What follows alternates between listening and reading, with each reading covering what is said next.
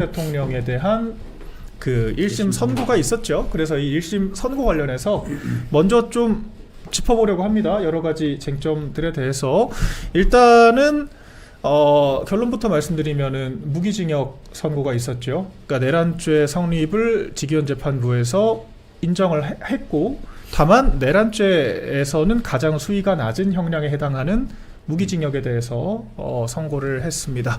하나씩 조금 짚어보겠습니다. 일단은 근데 저는 처음에 약간 의문스러웠던 게 직위원재판부가 자기 말을 뒤집은 부분이었거든요. 그렇죠. 왜 그러냐면 사실 분명히 구속 취소 결정을 할 때는 공수처의 수사권이 없다라고 하는 취지에서 결정을 했습니다. 그 당시에 구체적으로는 공수처가 내란죄 수사권이 있다라고 하는 명문 규정이 없고 명시적인 규정이 없고 그와 같은 사실을 유추할 수 있을 만한 정립된 판례도 없기 때문에 상급심에서 바로잡힐 수가 있거나 아니면은 재심 청구 대상이 될 수가 있다라고 이야기를 했었죠. 그래서 이 판단에 따르면 본원재판까지 갈 것도 없이 형사재판에서 절차상의 결함이 있는 것이기 때문에 당연히 공소기각으로 가는 것이 원칙상 맞다라고 하는 이야기가 많이 있었어요. 네. 그런데 결론적으로는 직위원재판부가 좀 스스로의 그런 판단을 뒤집은 듯한 모습으로 오늘 재판을 시작을 했습니다. 공수처의 수사권이 있다라고 했고 불소추 특권이 있지만 재판하는 그 수사하는 거는 문제가 없다라고 이야기를 했고, 또 하나는 그 직권남용죄의 파생 범죄, 그러니까 인지 수사를 통해서 내란죄 수사하는 것도 문제가 없다라고 했습니다. 여기서 핵심은 말을 좀 바꿨다는 부분인 것 같은데 이준규 부대변인 이게 좀 논리가 납득이 되셨나요? 저는 제일 이해가 안 됐던 부분이 아까 말씀하셨던 것처럼 그 직위원 재판부에서 이 구속 취소 관련해 가지고 내렸던 판단에 대해서 지금 같은 재판부가 그러니까 같은 이제 직위원 판사가 진행을 하는 곳에서 다른 판단을 했다라는 것이 다소 좀 이해가 되지 않았고 만약에 판단이 바뀌게 된 이유가 있었다면 그 이유를 좀 더 설명을 해줬더라면 많은 국민들께서 그 좀 내심 답답함을 좀 많이 해소할 수 있었을 것 같아요. 그리고 이번 재판을 통해 가지고 저는 이런 생각을 하고 있습니다. 윤석열 대통령에게 어떤 법리를 적용한다면 엄격하게 적용한다면 사실 그런 법리들은 다른 사람에게도 공정하게 엄격하게 좀 적용을 해야 되는 부분이 있다라는 이를테면은 현직 대통령 그렇죠. 오늘 내렸던 이 재판부에서 내렸던 그 설명 자료를 좀 읽어봤는데요. 현직 대통령에 대한 불소추 특권에 대해서 좀 정리를 잘 해줬더라고요. 그러니까 뭐 재판에 대한 이야기보다는 결국 불소추 특권이 있다 하더라도 수사를 진행할 수는 있다라는 측면이 있었기 때문에 현직 대통령에게도 수사가 가능하다라는 부분이 오늘 짚어졌던 것 같고 두 번째로는 그 수사 권한에 대한 것 같아요. 그러니까 검찰이 내란죄를 수사를 개시할 권한은 없지만 우리가 직권남용죄를 수사하다가 나오는 관련성이 있다면 그 유사한 그 파생되는 혐의에 대해서는 또 수사 권한을 인정한 것 아니겠습니까? 저는 이런 것들도 결국은 현직 대통령, 이재명 대통령을 수사하는 과정에서도 많이 나올 수도 있겠다라는 생각이 들었어요. 그런데 직권남용을 통해 가지고 수사 개시 권한이 없는 내란죄까지 수사할 수 있는 권한이 있다라는 걸 인정한 것 아니겠습니까? 근데 지금 보다 보면 이재명 대통령을 향한 여러 가지 재판들이 정지되고 있는 거는 대통령이 되기 전에 있었던 일에 대한 걸 다루는 것들이잖아요. 그런데 항소포기 의혹이라든지 이런 것들은 직권남용으로 충분히 수사를 개시할 수 있는 것이라는 것이 오늘 재판부에서 밝혀졌던 것 같고 그리고 만약에 이제 윤석열 대통령에 대해서 지금 다뤄졌던 그런 법리를 똑같이 적용한다면 이런 시나리오도 가능한 것 같아요. 항소포기 외압이 있었다라는 그 의혹에 대해서 직권남용이라는 혐의로 수사를 하다가 다른 혐의들이 더 나오게 된다면 현직 대통령이더라도 멈춤 없이 수사를 할 수가 있다라는 것이 정확히 나온 것 같고 오늘 그리고 또 법리 중에 신기한 법리가 하나 나왔던 게 정치인들의 체포 지시를 이야기하면서 암시적 지시다라는 이야기가 이야기를 했었는데 암시적 지시라는 게 뭡니까? 그 어떻게 뭐 직접적으로 말을 하지 않더라도 혹은 직접 지시했다라는 근거를 확인하지 않는다 하더라도 암시적이라는 그 이야기를 할 수 있다라는 거잖아요. 그러면 항소포기 외압 의혹을 만약에 또 시나리오이지만 만약에 우리가 수사를 하다가 뭔가 더 나왔을 때 혹은 직접적으로 이재명 대통령이 항소포기를 지시하도록 그 외압을 행사했다라는 직접 근거가 없다 하더라도 암시적 지시다라고 그냥 뭉개고 넘어갈 수 있다라는 거를 재판부에서 인정했다라는 말이에요. 그러니까 네.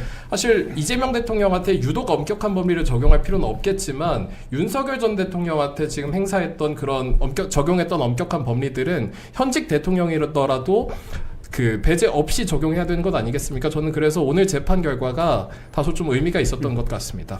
암시적 지시라고 하면 이게 목적범이잖아요. 그 목적범은 목적은 추측이 아니라 구체적인 그 증거나 입증 자료들이 있어야 되는 건데 그거를 추측을 통해서 이제 지시를 했다라고 표현을 했기 때문에 그 자체가 너무 주관적인 영역으로 해석이 되는 게 아니냐. 네. 이런 이제 지적이 안 나올 수가 없을 것 같고 아까 말씀하신 것처럼 이재명 대통령 지금 불체포 특권이 공소를 못 한다는 거지 면책권을 준다는 건 아니라는 얘기잖아요. 네. 그러니까 보통은 수사가 있고 그리고 기소가 있고 재판이 있는 건데 수사 기소가 이제 이미 진행이 됐고 재판 중인 사건에 대해서 언제든지 재판 진행이 재개가 가능하다라는 걸 보여줬다는 점에서 저는 이게 민주당에서 앞으로 그럼 어떻게 방어를 하려고 하는 거냐, 대통령실 측에서는 어떻게 방어를 하려고 이런 판결문이 나오게끔 사법부를 압박했느냐라는 질문을 네. 좀 하고 싶어요. 뭐 민주당 입장에서는 나쁘지 않을 수 있죠. 이재명 입장에서는 나쁠 수 있겠지만 뭐 그래서 그렇죠. 그런 지점들을 봤을 때는 우리가 조금 더 생각해볼 부분들이 많다라고 그리고 하는 하나 거고. 네네. 그리고 저희가 지난 탄핵 심판에서 탄핵이 인용됐었을 때도 그 판결문을 통해서 나왔던 명문인데 이걸 좀 다시 읊어드리고 싶어가지고 제가 네. 들고 왔거든요. 말씀하시죠. 피고인 윤석열 전 대통령이 계엄을 한 이유에 대해서 이번에도 명시를 했어요. 야당인 더불어민주당이 다수를 점하고 있는 국회가 정부의 주요 관료들을 탄핵하고 예산을 삭감하는 데 반하여 대통령과 정부는 이에 대항할 마땅한 조치가 없다고 생각을 했고 그게 계엄을 하게 된 경위다. 네. 원인이다라는 것을 이번에도 명시를 했단 말이에요. 그러니까 특정 천박한 분들은 뭐 누구 때문에 계엄을 했다. 사실 이런 얘기가 아니라 결국 민주당의 30번에 달하는 탄핵 그리고 이게 단독으로 진행한 예산안 삭감을 비롯한 것들이 국정마비를 일으켰고 그 국정마비를 체감한 윤석열 전 대통령이 그를 타개하기 위해서 계엄을 했다. 비상계엄을 선포했다라는 사실에 대해서는 변하지 않는다. 이거 좀 다시 한번 제가 주지를 드리고 싶습니다. 네. 오늘 제가 지금 상황을 쭉 보니까 슈퍼챗이 기능 자체가 막혀 있는 것 같습니다. 저희 방송만 그런 게 아니라 지금 유튜브 전체에 좀 공식적으로 막혀 있다라고 이렇게 이야기를 하네요. 그래서 어차피 제가 뭐 저희한테 들어오는 거 아니니까. 어쨌거나 댓글 읽으면서 소통하는 게 또 저희 방송의 묘미인데 제가 그래서 다 볼 수는 없고 중간중간 이 보이는 댓글들 제가 또 언급을 하면서 필요한 부분들은 좀 소통을 하도록 하겠습니다. 좀 하나하나 좀 세부적으로 들어가 볼게요. 일단은 검찰 측에서 사실 일종의 시나리오를 쓴 거죠. 윤석열 대통령이 장기 집권을 위해서 1년도 더 전부터 이 비상계엄에 대해서 사전에 계획 모의를 했다. 그렇죠. 그리고 그 증거로 노상원 수첩이라고 하는 것을 제시를 했어요. 그런데 이 직위원 재판부에서는 참 오묘합니다. 그러니까 결과적으로 내란이 성립한다라고 얘기는 했지만 그리고 이게 어찌 대통령도 사실 이 내란에 해당하는 범죄를 저지를 수 있다라고 이야기를 했지만 막상 이런 것들이 계획적이었다라고 하는 거 그런 근거들은 다 또 기각을 했거든요. 네.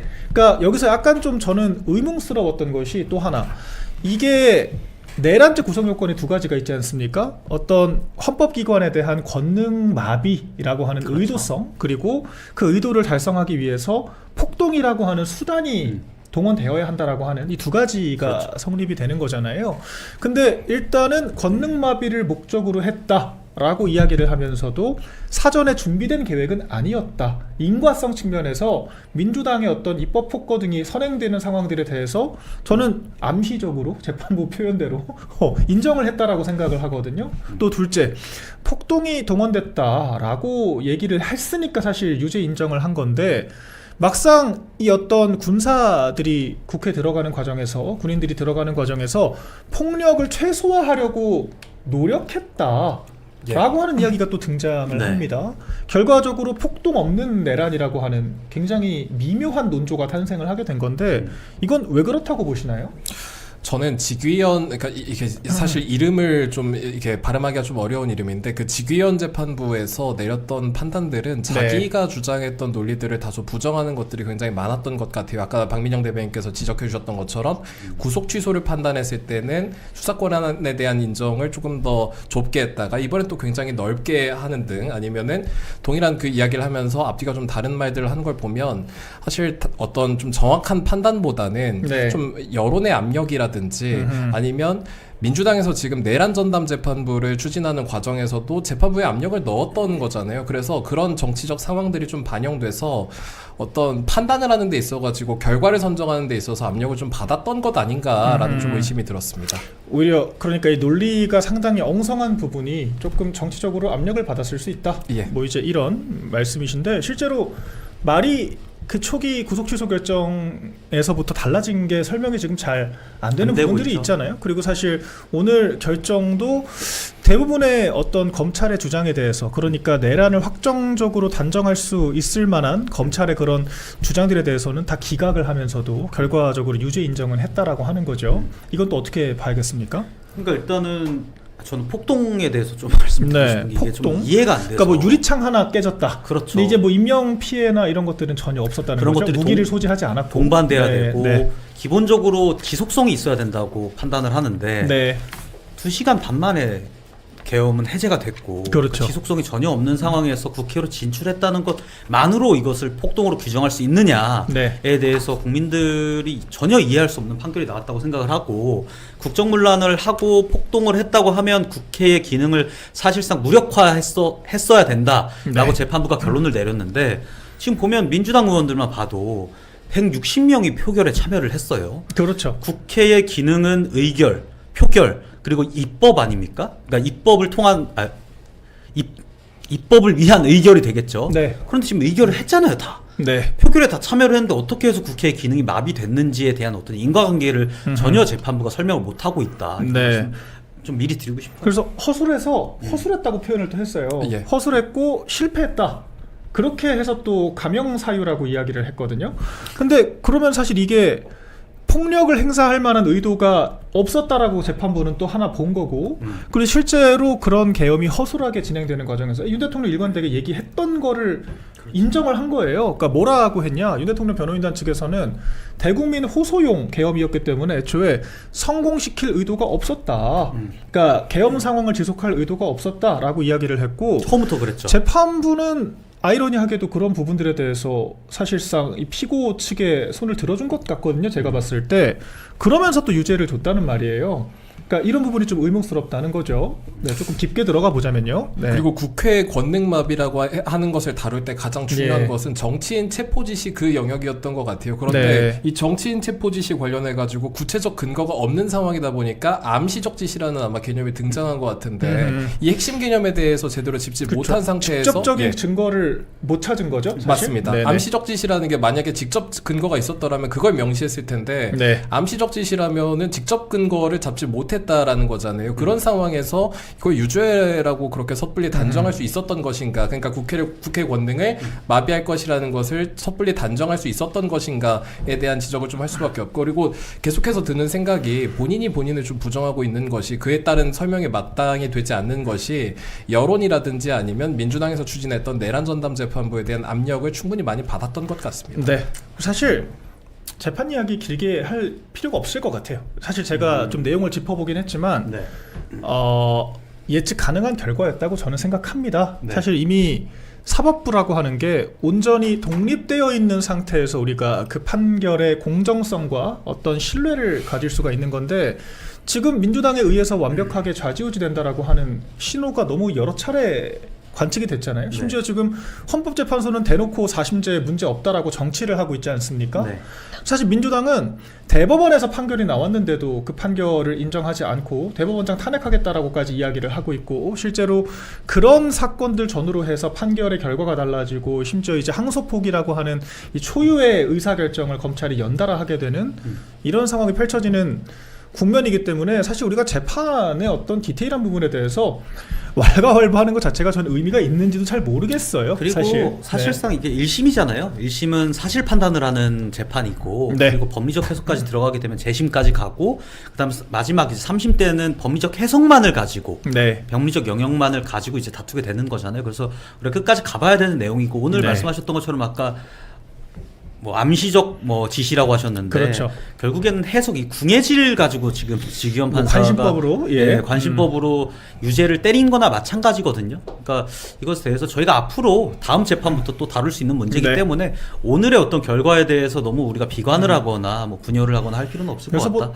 동의할 필요가 없다. 동요할 필요가 없다는 게 전 본질인 것 같고 사실 1심에서 무죄가 나왔으면 지금 민주당이 더 난리를 쳤을 거예요. 그러니까 지금 상황을 보시면은 1심 재판부 자체를 민주당이 신뢰하지 않았던 뭐가 이유가 됐던지 간에 이미 내란특별재판부 만들어 놨거든요. 그러니까 어떤 방식으로건 원하는 대로 결론 만들려고 정치적으로 압력을 행사를 했을 겁니다. 그러니까 제가 얘기하는 것의 요지는 결과적으로 정치적인 승리가 전제가 되면 원하는 결과를 만들어낼 수 있다라고 하는 걸 우리가 지금 목도를 하고 있다는 거고 지금 결과에 대해서도 정치적인 승리가 전제되지 않은 상태에서 사법부에게 공정을 부르짖는 것이 큰 의미가 없다라고 하는 것을 그저 한 번 더 확인한 것에 불과하다라고 저는 생각을 하거든요. 좀 정치적으로 보자고요. 네. 저는 이 재판이 굉장히 길어질 것이라는 예측도 좀 드는 것이 예. 지금 민주당에서 추진한 4심제 그래요. 있잖아요. 다 4심제도 자승자박이에요. 대법원에서 내린 판단을 헌법재판소에다가 이제 판단을 맡길 수 있다는 것 아닙니까? 그리고 네. 그것을 완전히 이제 기각하려면 전원이 동의해가지고 기각을 시킬 수가 있는 일인데 헌법재판소에서 만장일치를 내는 것은 그렇게 쉬운 일은 또 아니거든요. 그래서 네. 4심제를 사실 통과시키려고 했던 이유는 현직 대통령에 대해서 사법 리스크를 좀 내려주기 위한 목적이 좀 있었던 것 같은데 그것 네. 덕분에 그것 때문에 이 윤석열 전 대통령에 대한 재판도 굉장히 길어질 상황이 될 수가 있다라는 예측도 좀 들었습니다. 네. 그리고 어쨌든 저희가 하나 또 포인트로 잡을 것은 뭐냐면 이 판례라고 하는 것은 법원의 공식적인 해석이잖아요. 그렇죠. 이걸 우리가 이제 판례의 구속력이라고 얘기를 하는데 아까 그 이재명 대통령 재판 재개처럼 우리가 공격할 포인트도 상당히 많이 생겼거든요. 네. 그러니까 예를 들면 국헌문란을 오늘 재판부의 판결에 따르면 국헌문란을 상당 기간의 기능 저하로 이렇게 넓혀서 자의적으로 해석을 하게 되면 네. 위헌적이거나 위법적인 소지가 있는 모든 통치적 행위들이 전부 내란 행위로 빨려 들어갈 수가 있단 말이에요. 그러면 민주당이 그동안 저질렀던 30번에 달하는 탄핵 그리고 그에 따른 국정 마비와 같은 것들도 결국에는 그 내란의 요소가 생기는 거거든요. 그러니까 우리가 이런 것들을 가지고 충분히 또 다퉈볼 여지들이 생겼다. 우리가 여기서 그 100으로 치자면 파밍할 건 파밍하고 이제 다음 장소로 이동해야 될 때다. 우리가 이 1심에 갇혀 있을 필요가 없다. 이런 말씀 드리고 싶어요. 네, 그 지금 그 민주당이 주장하는 대로면은 4심제가 될 확률이 크죠. 사실. 네. 근데 이건 뭐 윤 대통령을 위한 건 아닙니다만 그렇다고 정말 위인설법, 이재명만을 위한 법일 수도 없기 때문에 사실 2심, 3심을 넘어서 재판 과정에 대한 재판 소원까지 지금 세 급의 지금 심판 재판이 남아있다라고 봐야 되는 것이고 또 하나 내란특별재판부에 대해서 지금 장동혁 대표가 엄청 그 공들여서 사실 변론을 준비를 하고 있거든요. 그래서 지금 2심, 3심 재판 소원에 내란특별재판부에 대한 이 위헌성 결정까지 굉장히 많은 절차와 재판들이 남아있습니다. 그렇기 때문에 오늘 결과가 그렇게까지 구속력 있거나 유의미한 결과는 아니다라고 하는 점 이런 부분들을 저희가 그 함의만 좀 받아들이면 될 것 같아요. 물론 이제 제가 봤을 때 시청자 여러분, 우리 당원 지지자분들께서 화가 난 이유는 화나죠. 재판 결과 그 자체도 있겠지만 사실 국민의힘의 반응인 것 같습니다. 지금도 제가 채팅창 넘어가는 걸 쭉 보는데 저한테도 국민의힘에 있지 마라 나와라 하시고 요새 약간 유행어 같은 표현이 있더라고요. 뭐 엔추파도스인가? 예. 주파춥스. 엔추파도스. 엔추파도스라고 하는 뭐 그런 표현 쓰면서 국민의힘 전체가 일종의 가짜 야당이다. 뭐 이렇게 좀 비하하시는 분들도 계신 것 같습니다. 그리고 사실 저도 뭐 저희 입장은 잘 알고 계실 거예요. 저도 국민의힘에 불만이 많기 때문에 그리고 저희 국민의힘의 정치인들이 굉장히 좀 비겁하다고 생각을 하기 때문에 공감하는 부분들이 많습니다. 하지만 저희가 계속 그 얘기를 하잖아요.